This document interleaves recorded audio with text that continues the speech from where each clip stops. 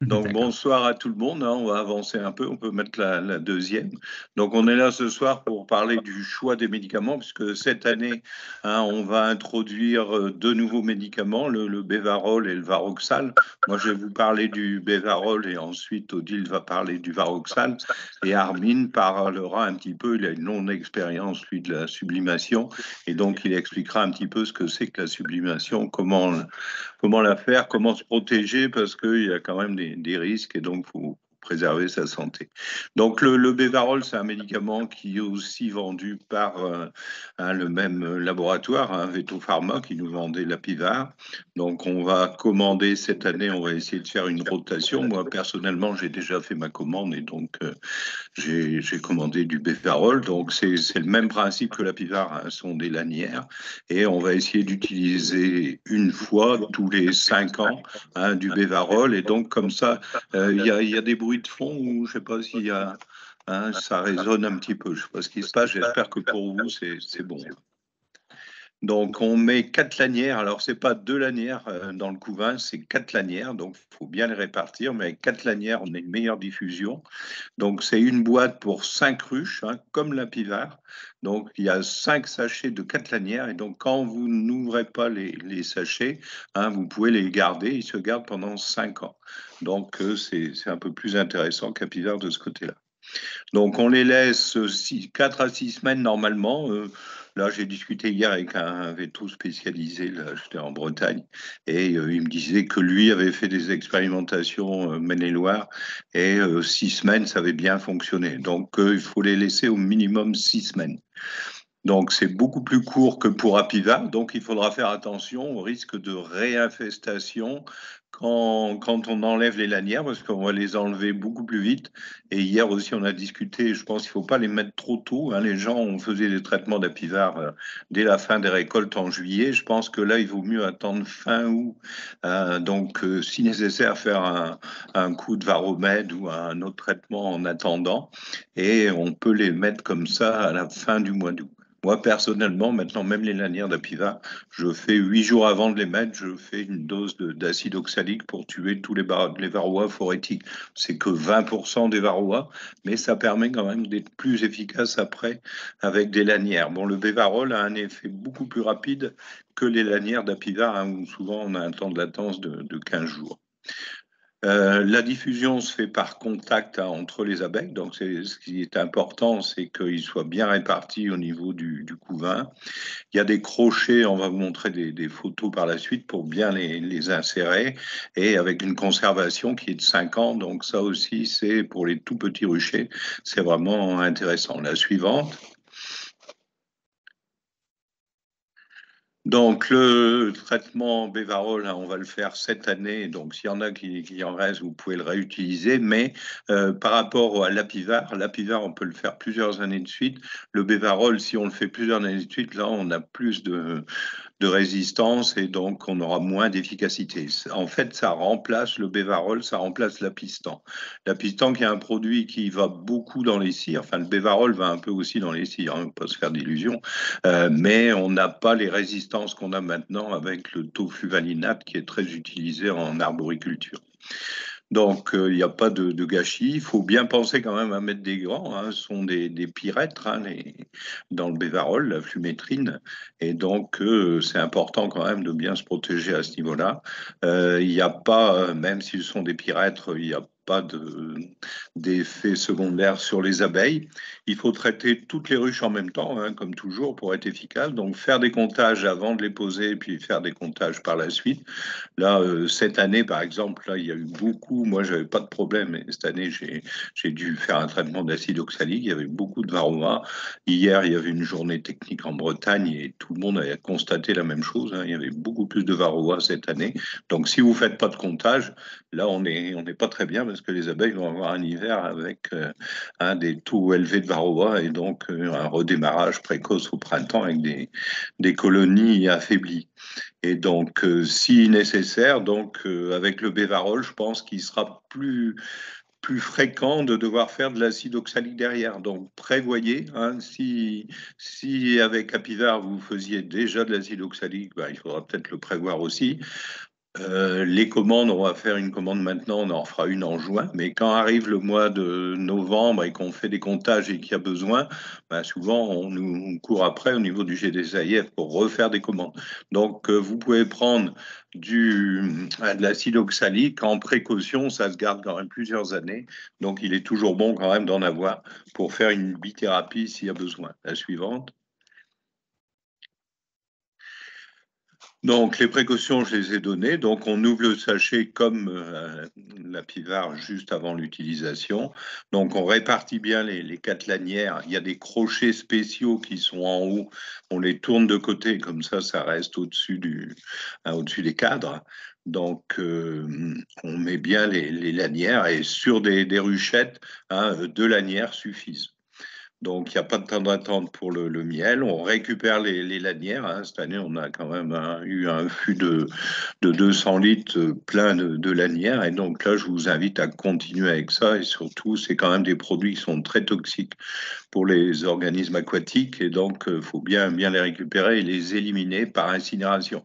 Si vous avez une filière où vous êtes sûr que les produits vont en incinération, vous pouvez les fournir. Mais nous, on fournit après à l'inspection de la pharmacie des feuilles comme quoi on a bien traité les, les, les, hein, les apivars et les bévaroles comme ça, hein. Donc il y a aussi une forte affinité pour les cires comme dans le tofu valinate. Donc pensez aussi à renouveler les cires. La suivante.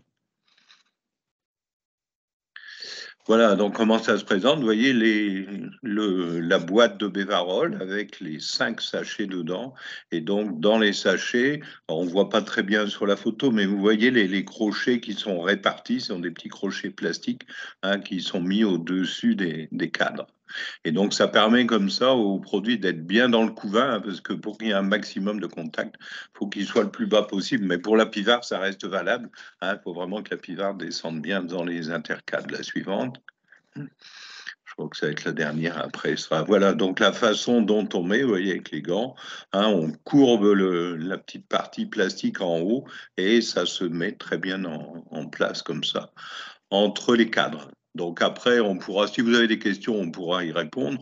Mais là, la suivante, mais je crois que la suivante, c'est maintenant Odile qui va pouvoir intervenir.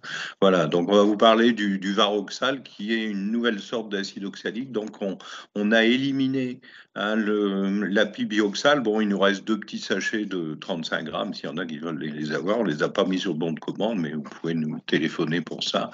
Et sinon, on fera du Varoxal, qui est de l'acide oxalique pur, donc sans sucre ajouté, et donc on n'a pas de caramélisation. Donc voilà, Odile, tu peux prendre la parole si tu veux, je te laisse la main. Oui, d'accord, merci. Donc le Varoxal acide oxalique en poudre, il est présenté sous forme de petits flacons. Donc l'acide oxalique, c'est le traitement du varroa hors couvain de préférence, hein, et l'hiver, l'été en période sans couvain. C'est un acide oxalique dihydraté de qualité pharmaceutique. Mode d'action, ben, elle n'est pas bien connue, mais par dégouttement ou pulvérisation, on pense que c'est une action mécanique sur le varroa, ça l'irrite et ça le fait décrocher de l'abeille. Du coup, il tombe. La présentation, il y a deux types, des petits flacons de 75 grammes qui font environ 32 ruches, vous verrez après, avec un petit doseur de 1 gramme. Il y a aussi des flacons de 200 grammes pour à peu près 100 ruches, avec aussi un petit doseur de 1 gramme. La durée de conservation, elle peut aller jusqu'à 5 ans, mais bien sûr avant la date de péremption. Donc là, c'est un produit tout nouveau, donc on peut espérer normalement avoir une date de péremption quasiment jusqu'à 5 ans. L'acide oxalique, pas de résidus dans les cires, ni avec le sublimateur, parce que c'est l'acide oxalique pur. Suivante, s'il te plaît. Donc ça c'est à peu près la même chose. Normalement, attendez, excusez-moi, je regarde. Oui, voilà. Donc on peut passer parce que donc on peut utiliser cet acide oxalique soit en dégouttement, soit en vaporisation soit en sublimation. Ça, c'est Armine qui vous en parlera. La suivante, s'il te plaît. D'accord. Tu avais déjà mis celle avec le petit flacon de Varoxal? C'est marrant, je ne l'ai pas vu. Bon. Donc voilà comment ça se présente. Donc 3 utilisations possibles, ça va être la suivante, Alain, s'il te plaît. Alors, par dégouttement, vous connaissez ça. Donc, on prépare une solution avec 2 doses de 1 g par ruche dans 50 ml de sirop 1+1, enfin 1,1, tiédi à 30-35 degrés. On l'applique en intercadre sur la grappe d'abeille avec une seringue et un maximum de 5 ml par intercadre. Et pour le coup, 50 ml max par ruche, si tant est qu'on a 10 intercadres. La température minimum, c'est -15, c'est ce qui est donné dans le RCP. Idéalement, c'est autour de 5 degrés. On observe une chute de varroa pendant 3 semaines. On peut aussi utiliser en pulvérisation directement. Donc, dans ce cas-là, on fait une solution avec 6 grammes, donc 6 dosettes dans 200 ml d'eau. Et on pulvérise directement sur les abeilles, environ 3-4 ml par côté de cadre plein. On conseille de incliner le cadre à 45 degrés ou le pulvérisateur au choix pour éviter de mettre l'acide oxalique au fond des alvéoles. La température minimum dans ce cas, comme il faut sortir les cadres pour pouvoir vaporiser, est de 8 degrés conseillé. Donc, ça permet de traiter des essaims artificiels, des colonies sans couvain au printemps, en été, en automne, plutôt à éviter en hiver à cause de la température. Dans ce cas, on observe des chutes de varroa pendant 2 semaines. Ensuite, l'évaporation-sublimation, donc ce qui sera développé par Armine. Le principe, c'est 2 grammes par évaporateur, Varox ou ce que va vous montrer Armine. Il faut savoir quand même que l'acide oxalique chauffé se décompose en acide formique, monoxyde de carbone, dioxyde de carbone et eau. Donc là, j'attire votre attention sur le fait que c'est de l'acide formique qu'on peut inhaler dans ce cas. Et ça va être assez toxique. La suivante, s'il te plaît. Donc, précaution d'emploi du Varoxal. Précaution pour les abeilles, comme avec tous les acides oxaliques, pas plus d'une utilisation par génération d'ouvrières. Donc, il est déconseillé de le faire trop vite. Dans le RCP, ils disent que si on peut faire 2 semaines d'intervalle, personnellement, je pense que c'est trop juste, trop court. Précaution pour l'utilisateur, c'est l'acide oxalique, c'est très corrosif pour la peau, les yeux, les muqueuses. Donc, absolument mettre des équipements de protection, lunettes pour les projections, des gants et un masque pour éviter d'en avoir dans la bouche. Ce qui est surtout important, c'est la toxicité des aérosols de combustion, puisque c'est l'acide formique qui peut donner de l'œdème pulmonaire. Donc, voilà, je vous engage normalement, il faut un masque à cartouche. Les masques chirurgicaux, FFP3, ça ne sert pas à grand-chose. Et il faut savoir aussi que cette toxicité, elle est cumulative. C'est-à-dire que si vous avez beaucoup de ruches et que vous prenez beaucoup de vapeur, eh bien, ça s'accumule et l'acide formique est très difficile à éliminer par l'organisme. L'expérimentation sera évaluée. La diapo suivante. Et sur la base des résultats, s'ils sont concluants, nous la généraliserons en 2026. Nous instituerons dans chaque collège et dans chaque lycée, dès la fin de cette année, une cérémonie de remise des diplômes républicains d'unité, de fierté. Il y a quelqu'un qui écoute la télé. Est-ce que vous pouvez Alain, est-ce que tu peux couper les micros, Alain, s'il te plaît? Voilà. Donc là, Étienne vous a mis des photos du Varox, donc le petit appareil qui est, je crois, utilisé par Andermatt. Donc, au bout de la languette blanche, il y a la petite cupule dans laquelle vous allez verser, diapo suivante, tu y es déjà, d'accord, dans laquelle on va verser les 2 grammes d'acide oxalique en poudre. Hein, voilà. Diapo suivante, Alain, s'il te plaît. Donc voilà comment ça se présente. Bon. Et diapo encore suivante. Voilà, l'acide oxalique est mis dedans. Et ensuite, encore suivante. On glisse l'appareil par l'entrée de la ruche, par la porte. Et puis, je pense qu'on appuie dessus et ça chauffe en peut-être une ou 2 minutes, je crois. Ça, je ne sais pas exactement. Voilà. Diapo suivante. Donc, j'ai quand même remis, parce qu'il ne faut pas oublier l'oxybi, qui est donc acide oxalique, qui lui est vendu déjà en solution, avec 2 sachets de glycérol et de saccharose, avec des huiles essentielles. On utilise à peu près 1 flacon pour 30 ruches. Le dosage, c'est toujours pareil, 5 ml par intercadre. Il se conserve 1 an après reconstitution au réfrigérateur, ce qui permet de faire 2 traitements avec un flacon.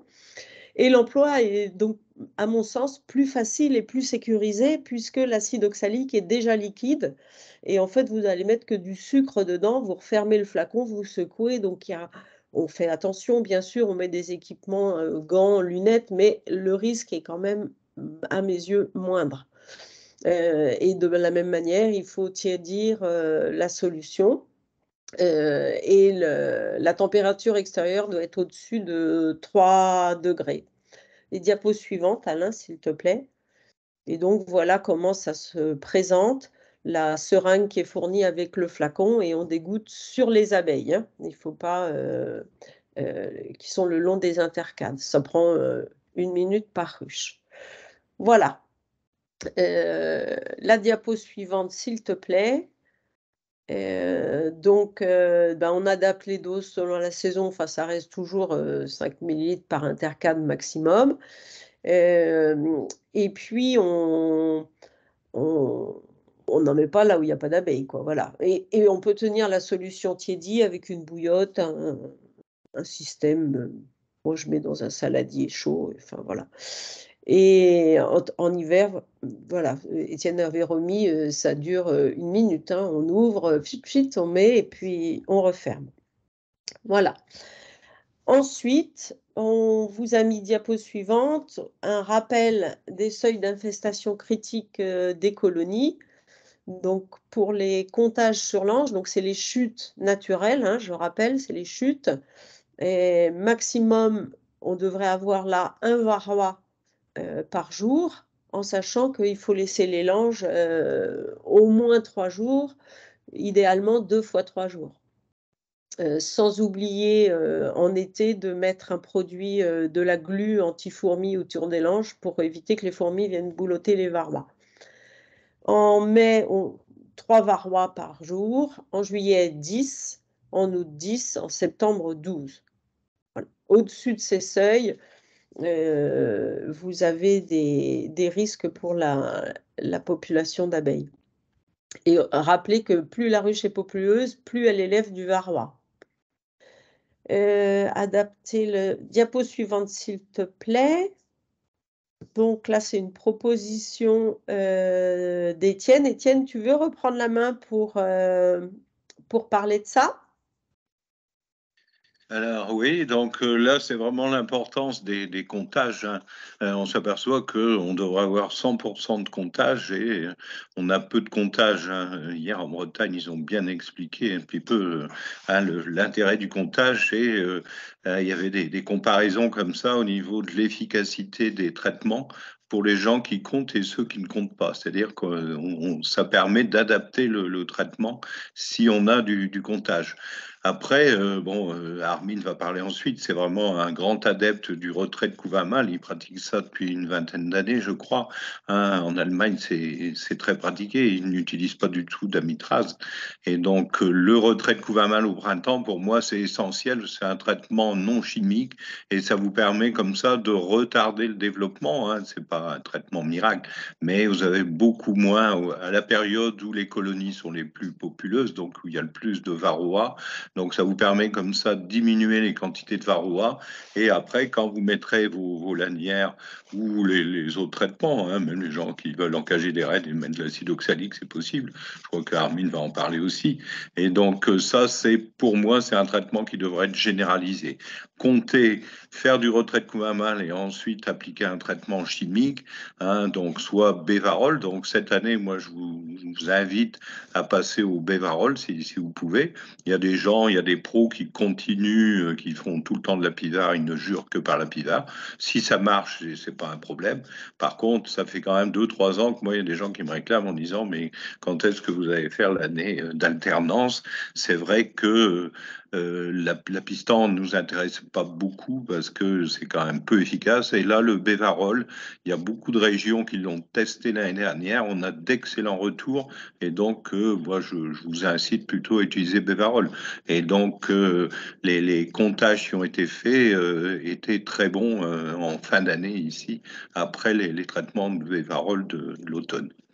Donc l'acide oxalique, Odile en a parlé. Donc un petit point aussi, je l'avais mis en hiver, les grappes quand même, il y a des colonies qui sont faibles et c'est pas la peine de mettre 5 millilitres à chaque intercadre. Parfois, vous pouvez descendre à 3 millilitres à chaque intercadre. Vous savez, quand on met de l'acide oxalique, on tue quand même un certain nombre d'abeilles. Il y a les abeilles qui prennent des grosses doses d'acide oxalique. Et donc, si déjà on a des colonies qui sont pas très fortes, il faut essayer de limiter. Donc, il faut adapter un petit peu. Hein, quand on dit intercadre, sur un intercadre qui est complet en plein été. Donc, en hiver, comme souvent, il n'y a que la moitié de l'intercadre. Donc, 3 millilitres sont suffisants à ce moment-là. Donc, vous en mettez moins. Mais si vous faites des contrôles derrière, vous verrez bien qu'en général, c'est suffisant. Après, l'acide, moi aussi, là, au niveau Bévarol, hein, l'année prochaine, je continuerai à le faire et j'ai eu confirmation par des vétérinaires en Bretagne qui l'utilisent aussi, c'est-à-dire que faire une dose d'acide oxalique, hein, Oxybi par exemple, 8 jours avant de mettre les lanières, ça permet d'avoir une efficacité beaucoup plus forte de vos lanières. Donc, c'est un traitement supplémentaire. Il ne faut pas le faire le même jour où vous mettez vos lanières. Donc, vous faites ça après vos récoltes. Moi, je mets mes lanières tardivement, hein, début septembre, parce que je suis en vacances au mois d'août. Mais quand vous mettez vos lanières, prévoyez 8 jours avant de faire comme ça un traitement qui vous tue les 20% de varroa phorétique.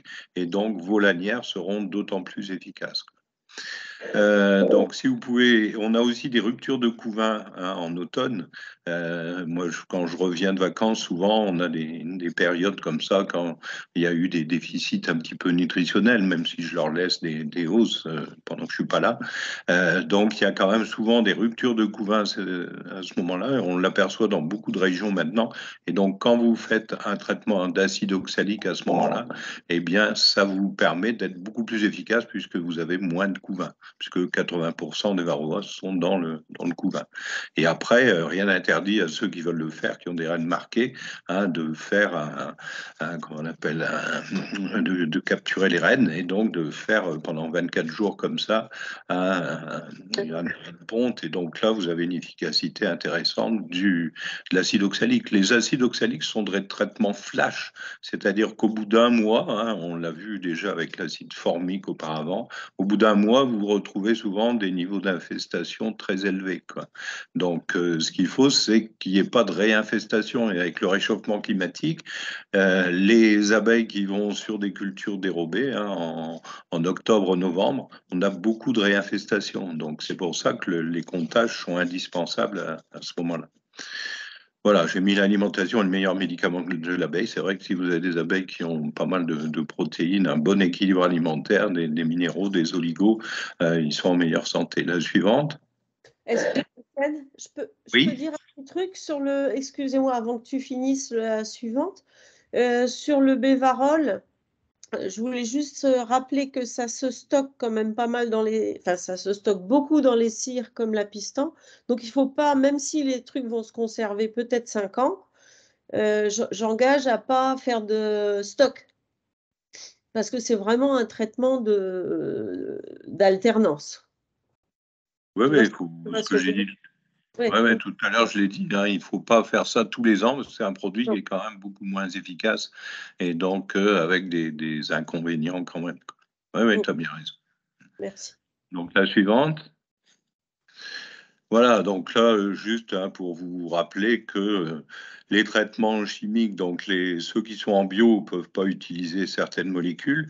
Quand on utilise de l'apilai feu vert, par exemple, les bio, on voit parfois des commandes avec des chiffres impairs. Et ça, c'est une erreur parce qu'il faut 2 sachets par ruche. Donc, faire bien attention. Et donc, en bio, où on a quand même le plus de pertes hein, sur des gens, normalement, qui doivent avoir des abeilles plus résistantes, parce qu'on a des produits qui sont quand même moins efficaces. Donc, il faut quand même bien respecter les traitements. Il faut faire des ou des trithérapies hein, en bio. Et là, on peut avoir d'excellents résultats. Mais on sait quand même que c'est beaucoup plus difficile à gérer. Les pros en bio ont énormément de difficultés hein, et ont des pertes quand même plus importantes. Donc, quand on n'est pas en bio, si on travaille bien avec de la Pivart ou du Bévarol, vous pouvez très bien ne pas avoir de résidus et on peut travailler correctement quand même avec de la chimie et à condition d'avoir fait du retrait de couvain mâle au printemps, moi ce que je préconise partout. Voilà, et donc les médicaments au niveau acide oxalique, hein, on nous a dit, on a supprimé l'apibioxal.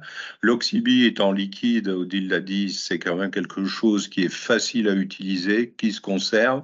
Le Varomède, il est un peu plus, moi j'avais essayé cette année, on ne voit pas les doses qu'on met, donc il faut d'abord essayer de voir qu'avec une pression, combien on en met. Dans un verre, vous mettez une dizaine de pressions et avec une seringue, vous mesurez pour voir combien ça représente. Donc on peut sous-doser ou surdoser, ça n'est pas évident. Je trouve que le flacon n'est pas très pratique à ce niveau-là. Il faudrait que le flacon il s'ouvre. Enfin, moi, je trouve que c'est un petit inconvénient du produit, donc je préfère l'Oxybi. Et donc, le Varoxal, on a essayé de vous expliquer un petit peu comment il se présentait. Donc, c'est assez simple, hein, c'est 2 grammes par ruche, donc vous avez une petite dosette de 1 gramme, et donc l'utilisation est quand même assez simple. La suivante, mais je crois que ça va être pour Armin maintenant. Voilà, donc après, je vous parlais du bon de commande, et donc là, on peut, Armin, si tu peux prendre, partager hein, ta présentation, et donc tu vas pouvoir commencer. Voilà, donc pendant qu'Armin se prépare, donc Armin a une expérience quand même importante parce qu'il n'utilise jamais, comme je vous ai dit, de languette. Et donc, il va nous montrer un petit peu ce qu'il fait déjà depuis plusieurs années et comment il pratique la sublimation. Voilà, à toi de jouer, Armin. Merci, Étienne. Donc, bonsoir tout le monde. Je vais donner certains conseils pratiques pour la gestion de la varose, surtout en utilisant l'acide oxalique et le retrait du couvain mâle. Donc, pour faire souvenir,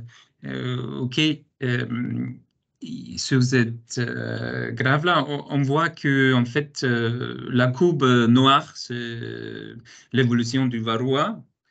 Donc, en fonction du taux avec lequel la ruche sort d'hiver, ça va déterminer le niveau du varroa plus tard, à peu près pendant, on va dire, l'été.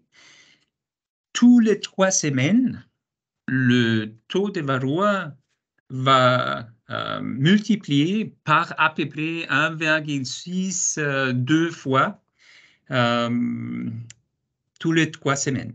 Parce que une femelle rentre dans une cellule, elle va produire 2-3 femelles, 3 000 femelles.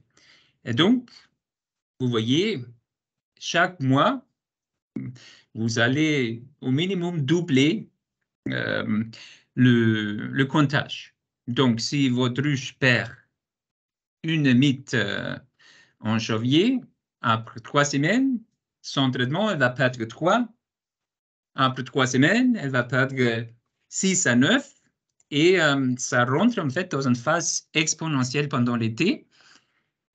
Et ça veut dire que si vous sortez avec un taux très important, avec peut-être une dizaine de mythes qui tombent, ça va vite créer un comptage de mythes qui tombent qui est peut-être 20, 30.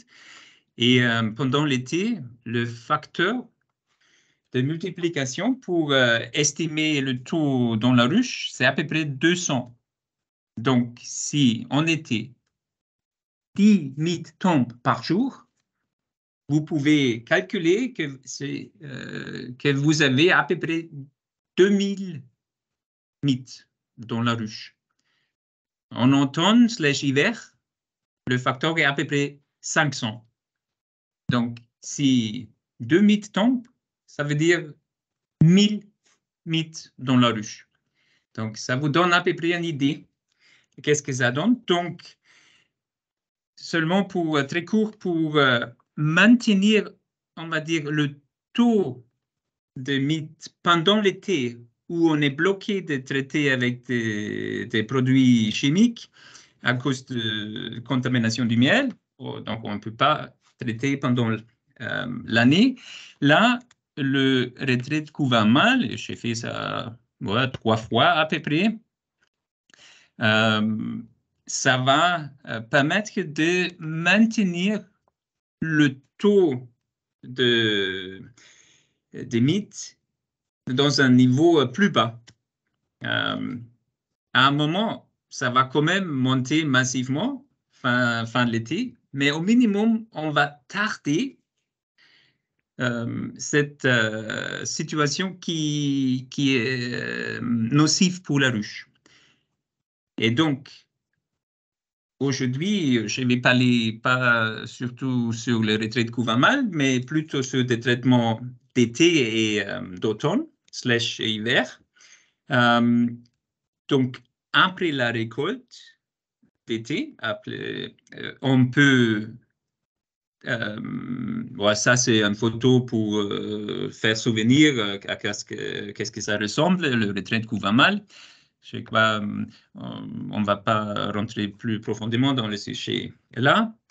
Mais après la récolte, donc chez moi, ça va à peu près être en 15 juillet, 20 juillet. Hein, fin juillet, le châtaignier va être terminé et j'ai fait mes traitements en fin d'été à ce moment-là. Et comme Étienne a dit, je fais un traitement flash avec l'acide oxalique. Je vais vous expliquer brièvement comment j'ai fait ça. Et après, en octobre, à peu près, j'ai fait une évaluation de la taille de la colonie. Si j'avais décidé si elle est dans une condition de passer l'hiver. Ça veut dire au minimum, on va dire, 3 à 4 cadres doivent être peuplés. Sinon, je vais réunir cette ruchette et je vais aussi faire un comptage. Et à ce moment-là, tous les ruches qui perdent plus qu'une mythe par jour sont traités. Et ce traitement d'automne, je répète, si besoin, et si le taux de mythe n'est pas encore en dessous d'une mythe par jour, je fais peut-être un deuxième traitement d'automne si nécessaire. Donc, comme Étienne a évoqué, j'ai fait un suivi assez proche, assez serré au niveau des comptages des mythes. Comme ça, oui, on est à l'auteur, on va être de son adversaire. Et on sait où on est au niveau infestation. Donc, comme Audi l'a bien décrit, l'acide oxalique, ça s'utilise en 3 façons différentes. Et en fait, je m'en sers de tous les 3. Mais je vais expliquer comment j'ai fait ça. Et comme Odile et Étienne ont souligné, l'acide oxalique, et c'est la même chose d'ailleurs pour les bivaroles et la bivard, il ne fonctionne pas dans les couvains. Donc, à partir du moment où la cellule est opaculée, aucun de ces produits rentre dans des taux efficaces dans des cellules. Et donc, on ne peut pas toucher des mythes qui sont à l'intérieur. Donc, pour les bivaroles, on compense ça avec des traitements longs. Et donc, comme ça, les mythes qui sont cachés dans les couvains, ils vont sortir, ils vont être exposés aux produits et comme ça, on a un effet. Avec l'acide oxalique, comme Étienne a bien dit, c'est un traitement flèche, donc on n'a pas de durée.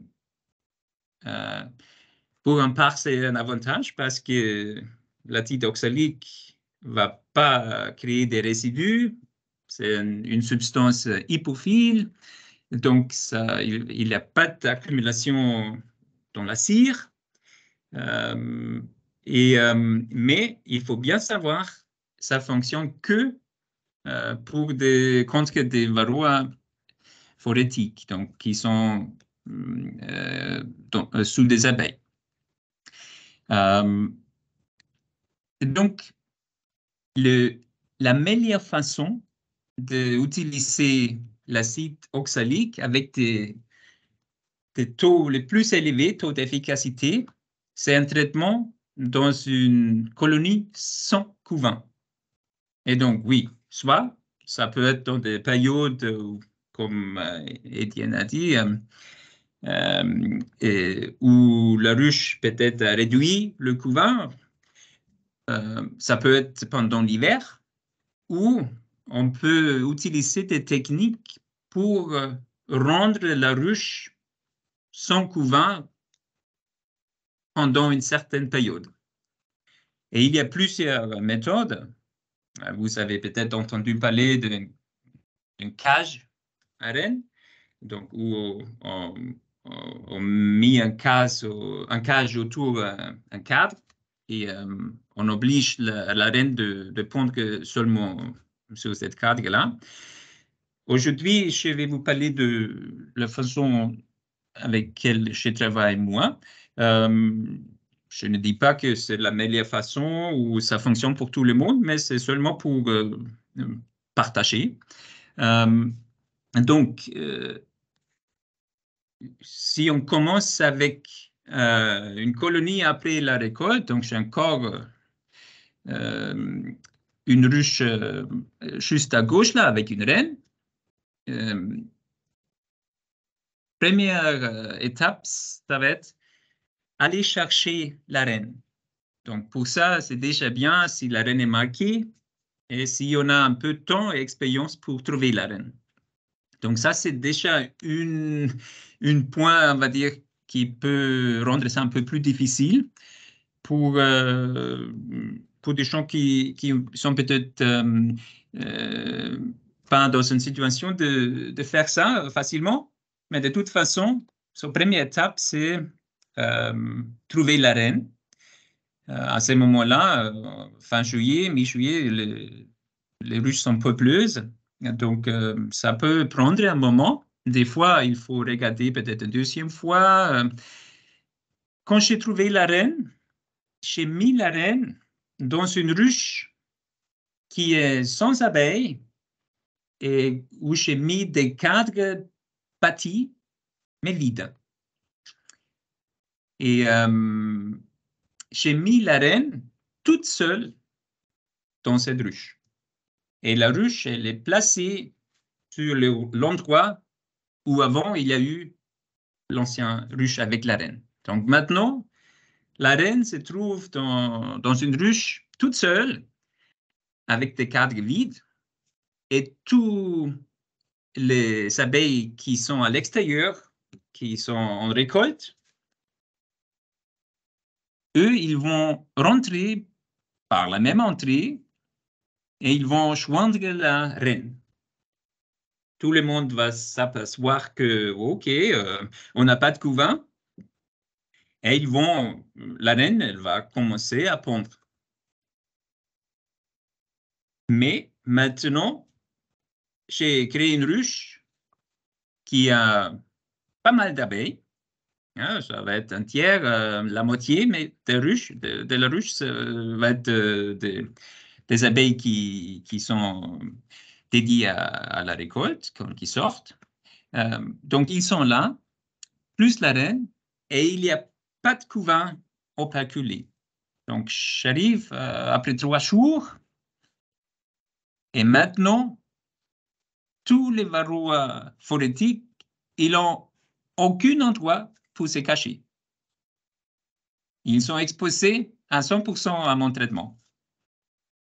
Et là, on peut avoir des efficacités très, très, très, très élevées.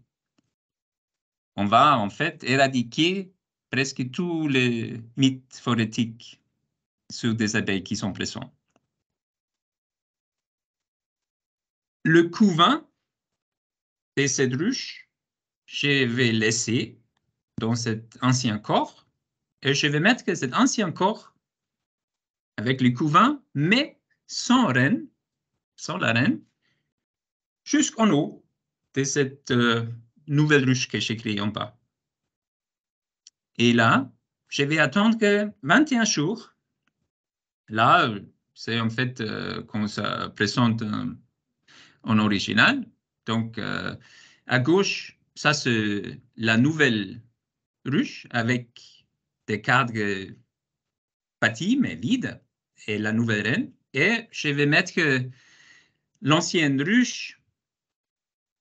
Alors, je mets une petite ceinture parce que cette partie, c'est en 2 corps, en haut. Donc, moi, je ne travaille pas avec les Dadant, je travaille avec des Langstroth, mais ça fonctionne à ma connaissance de la même façon avec une ruche Dadant.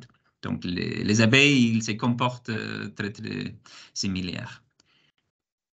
Donc, après 21 jours, je vais traiter la deuxième partie de la ruche parce que tous les couvains est maintenant sortis et encore une fois, tous les varroas qui sont présents dans cette partie de la ruche, maintenant ils sont exposés, il n'y a nulle part à se cacher et encore je vais avoir des traitements efficaces et je vais éradiquer une grande partie des mythes sur cette partie de la ruche. En plus, cette ruche en eau va avoir créé une nouvelle reine qui va se mettre à pondre peut-être dans des jours qui viennent après le traitement. Donc maintenant, je me trouve avec 2 ruches qui ont un taux très faible en varroa et je me trouve aussi avec une nouvelle reine. Donc, si je souhaite, je peux garder les 2 ruches pour augmenter mon cheptel ou je peux réunir les 2 ruches et en général, la nouvelle reine, elle va superséder l'ancienne reine.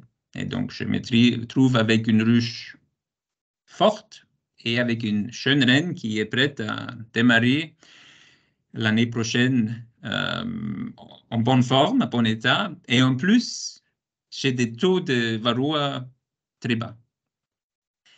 Donc là, vous voyez comment ça se présente sur mon rucher. Donc, j'ai fait ça avec tous les ruches. Et comme ça, j'arrive en fait à un traitement assez efficace. Et donc, les traitements, comment je le fais? En fait, j'utilise une combinaison de vaporisation et d'égouttement. Donc, pour démarrer, je lève le corps pour regarder en dessous Et je vais avoir une grappe qui est visible en bas là. Et là, je vais vaporiser peut-être avec 2-3 fois. Donc, il ne faut pas complètement nouiller les abeilles. C'est important, comme Étienne a dit, de ne pas exposer des abeilles individuelles à des gouttes trop gros.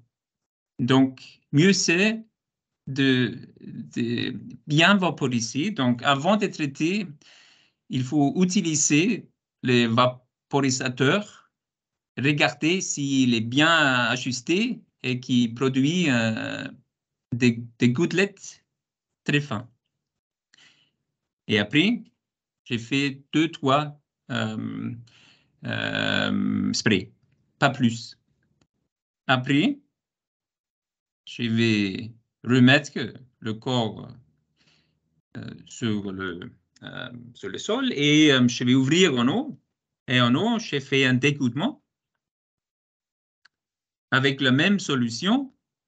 J'utilise 3,5%, mais c'est exactement comme Odile l'a évoqué. Ça, il ne faut pas utiliser plus qu'un maxi de 2 grammes par ruche ou pas plus que 50 millilitres. Donc, si j'utilise déjà un peu en bas comme spray, ça me laisse pour peut-être une trentaine de millilitres à distribuer. Si je regarde en bas, je vois déjà où la grappe est située.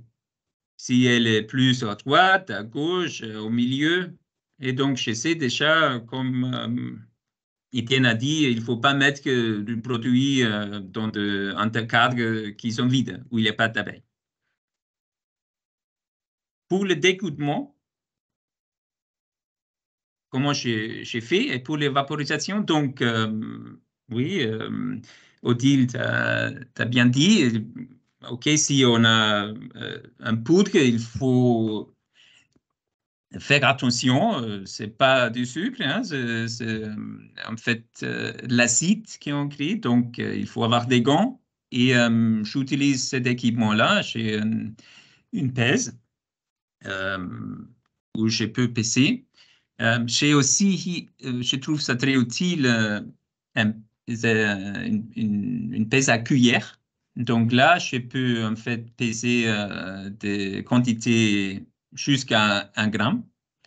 Donc là, ça me permet de bien peser le 35 grammes par litre ou le 17 grammes 5 par 500 millilitres. Donc, j'ai un conteneur ici, ça fait 500 millilitres. Donc, je peux mettre les quantités requises. Donc, vous suivez en fait les instructions sur la boîte. Et donc, en fait, on fabrique une solution de l'eau, du sucre et de l'acide oxalique. Et c'est vrai, il faut avoir du respect, mais si on prend des précautions, je fais ça comme Étienne a dit depuis un moment. Donc, si on est bien organisé, pas de stressé, on fait ça dans un endroit propre, bien avec de la lumière et des instruments, ça se passe très bien. Après, comme équipement, vraiment, quand on fait des traitements, il faut se protéger parce que c'est pas, comme Odile l'a dit, ce sont des médicaments, des substances dangereuses. Donc, l'acide oxalique, quand elle est active, on va dire, dans l'eau, ça bouffe en fait la peinture, la voiture, tout ce qui est métal dans les ruches. Donc, c'est assez agressif. Donc, ça fonctionne, mais il faut savoir que on manipule une acide forte. Donc, j'utilise des gants. Ça s'achète chez Casto, Brico. Ce sont des gants résistants à l'acide. Ça doit être bien marqué sur les gants qu'on l'achète. une protection pour les yeux, une masque, et donc, comme Odile l'a dit, un masque bien équipé pour des produits chimiques. En général, c'est noté là.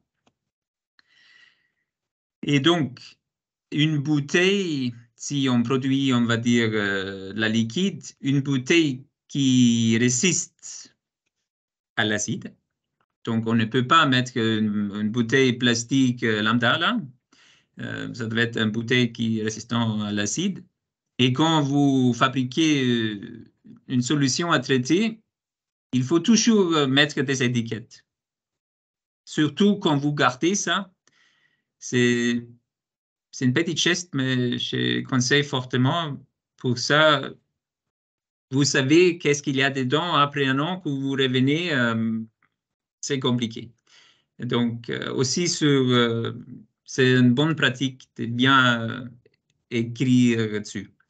Et ça, même chose, d'être spray, ça devait être une bouteille, un spray qui est résistant à l'acide. OK, ça c'est le bonhomme, bien équipé, bien protégé.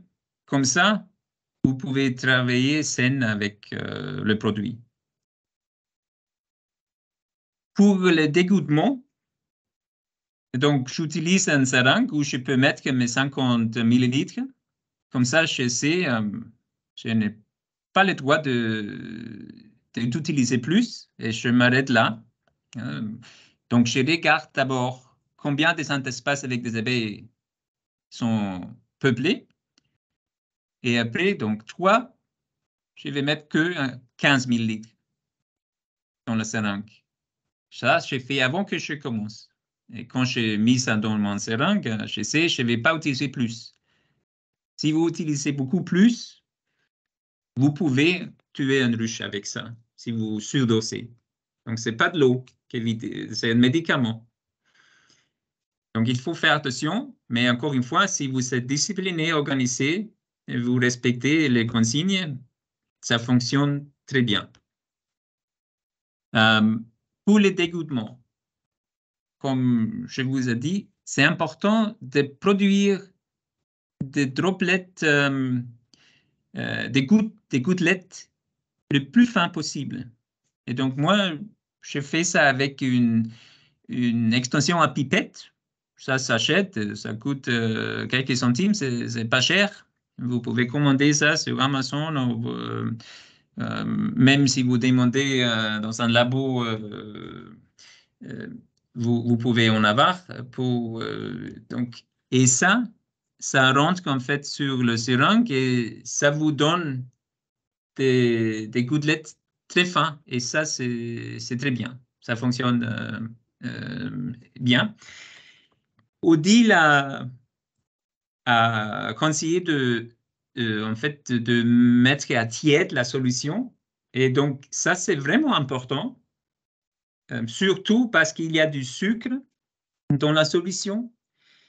Et si la solution est tiède, cette sucre va être la solution va être bonne, elle va être bien une bonne solution et le sucre se mélange bien aussi avec l'eau là et comme ça sort proprement de la seringue. Et ça c'est en fait la raison pour le chauffer. Et comme ça, vous n'avez pas de problème d'extruire la solution de la seringue, même si vous avez une petite pipette, extension à pipette sur la seringue. Donc, faites ça. Moi, je prends un seau avec, avec l'eau chaude, l'eau tiède, et j'ai mis mon bouteille bien fermée, bien sûr, dedans, et ça suffit largement. Ça fonctionne très bien. OK. Donc, ce sont les doses. On a déjà parlé de ça. Ça, c'est en fait une grande partie des mythes tombent les jours, 2-3 jours après le traitement. Et donc, vous voyez, quand la ruche est sans couvain, ça fonctionne. Hein? Donc, il y a de la chute. Donc, ça, ce sont à peu près 1000 mythes qui sont tombés. Donc, ça va être, si on utilise un facteur de 200, cette ruche a perdu probablement entre 5 et 10 mythes par jour. Hein, parce que je ne vais peut-être pas faire chuter tout le monde là, mais en grande partie. Mais ça semble beaucoup, mais en fait, vous allez voir que quand vous commencez à compter et faites des traitements avec contrôle, c'est assez souvent qu'on a ça. Donc, vous observez seulement 5 mythes par jour, mais ça représente en fait pas mal de mythes dans la ruche. Donc, oui, ça, elle a besoin d'être traitée. Donc, ça, c'était un traitement fin juillet. Vous voyez, si on élargit ça un peu, donc ça, ce sont tous des mythes qui sont tombés. Et vous voyez aussi un peu où j'ai mis un peu trop de solution qui est tombée. Et donc, elle n'est pas restée sur les abeilles. Donc, là, j'ai gâché un peu de solution. OK? La sublimation. Donc, la sublimation, j'ai fait plus tard dans l'année. Donc, j'ai fait ça en octobre. À un moment où, comme Étienne a dit, où je peux avoir de la réinfestation, peut-être. Donc, même si on a fait des traitements efficaces fin d'été, après, il faut regarder est-ce que le taux d'infestation est correct. Et donc, ça, j'ai fait avec sublimation. Ça, on peut faire avec une sublimateur électrique. OK, on a vu une machine, Odile l'a montré. Il y a d'autres. Je n'ai aucune expérience avec. Et moi, ben, c'est un choix personnel, je n'aime pas, parce que là, on est exposé à des substances qui sortent de la ruche pendant les traitements. C'est difficile de ne pas être présent. Et donc, pour ça, je n'ai jamais voulu utiliser cette technique-là. Moi, j'ai fait la sublimation avec réchaud. Donc là, en fait, on n'est pas exposé au traitement. En fait, on prépare tout, on lance le traitement et avant que la sublimation commence, on est déjà loin de la ruche. Et donc, je préfère ça pour des raisons de santé. Comme ça, je ne suis pas exposé à des vapeurs. Comme Odile l'a dit, c'est l'acide formique en vapeur, c'est pas drôle, donc je préfère de faire le traitement comme ça. En plus, c'est très simple, on n'a pas besoin d'un appareil supplémentaire, d'électricité ou c'est très facile. Et comment ça fonctionne? Donc, comme je dis, j'ai fait un contrôle d'infestation depuis octobre. Je traite tous les ruches qui perdent à ce moment-là plus qu'un varroa par jour. Donc, qu'est-ce que j'ai fait? J'ai fait mon comptage peut-être après 3, 4, 5 jours et je divise le résultat de mon comptage par le nombre de jours pour lesquels le comptage était en cours. Donc, 3 jours, 4 mythes, ça veut dire, OK, cette ruche a besoin d'être retraitée. Et je peux dire, la sublimation, c'est le mieux toléré par les abeilles. Et c'est bien, I think c'est facile à comprendre parce que la dispersion de l'acide oxalique ou des substances actives est beaucoup plus fin au lieu de gouttelettes. Même si j'ai fait un spray ou un gouttement, jamais je vais arriver de disperser le produit aussi fin que quand j'ai fait la sublimation. Donc pour les abeilles, la sublimation, c'est loin, c'est le mieux toléré. Et donc là, en fait, on peut répéter ce traitement. Des fois, ça m'arrive 2 fois, 3 fois, sans avoir en fait des effets négatifs observables, on va dire. Je n'ai pas de souci avec ça. Parce que c'est bien distribué, bien dispersé, et les abeilles individuelles, ils ne sont pas exposés à des taux très élevés. Et donc, comment j'installe tout cet appareil-là? Donc, chez mon corps, donc chez un dardon, ça va être 10 cadres. Chez moi, chez le Langstroth, ce sont aussi 10 cadres, ou des fois 20. Donc ici, on a peut-être, si c'est une ruche très peuplée, j'ai mis 20. Mais, ça, au niveau surface des cadres, c'est à peu près pareil qu'encore 10 cadres dardons. Après, j'ai mis un autre corps en dessous, où j'ai un dardon, peut-être une os, et je sépare la ruche de cette os avec une mèche. En fait, qu'est-ce que j'utilise là? C'est ça s'achète aussi chez Casto. C'est une armature en fibre vert qui est utilisée dans le bâtiment pour attacher à une mur pour faire coller le plâtre. Donc, quand vous demandez, vous pouvez acheter un rouleau pas cher, ça coûte peut-être 30 € un rouleau, et vous faites des séparations pour, je pense, une centaine de ruches. Donc, ça ne coûte pas grand-chose. Et en fait, j'ai mis ça entre le corps et la os. Après, j'ai mis un peu de carrelage pour isoler contre, on va dire, la température. J'ai mis une bougie, 6 heures, et mon réchaud. J'ai mis sur 2 grammes pour une ruche bien peuplée. Pour une ruche, on va dire, qui est moins peuplée, peut-être qui fait la moitié, 1 gramme, c'est largement assez.